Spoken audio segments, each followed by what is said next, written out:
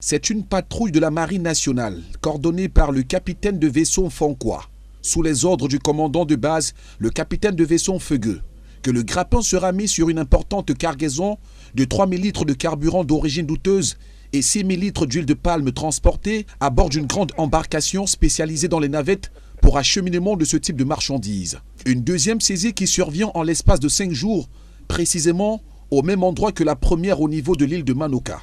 Le délégué régional du ministère des Eaux et de l'Énergie, accompagné de la brigade de lutte contre les produits pétroliers, sont descendus sur le terrain afin de déterminer la qualité, le type de produit saisi et de prendre les dispositions qui s'imposent. Pour l'opération qui a été menée dans la nuit dernière, les patrouilleurs ont pu tomber sur 428 bidons de 30 à 35 litres transportés par une embarcation telle que celle utilisée par les pêcheurs qui circulait suite aux informations que nous avons reçues. La suite réservée à ces différents produits, ce sera toujours dans le cadre du respect de la réglementation. Donc c'est une opération qui va consister à faire une analyse qualitative et quantitative et la procédure que je pense que vous connaissez déjà va pouvoir se faire. Bien au-delà donc de la sécurisation, la surveillance de nos frontières maritimes,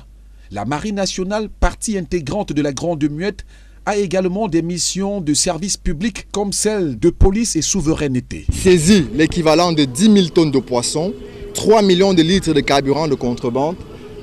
10 tonnes de riz, des cartons de médicaments illicites, des moteurs hors bord, plusieurs autres produits que vous pouvez voir listés dans le tableau. En cette période d'approche de fête de fin d'année, le trafic fluvial de cargaison s'intensifie davantage, donnant ainsi du grain à moudre à la Marine nationale qui, elle, est parée à toute éventualité, à toute intervention.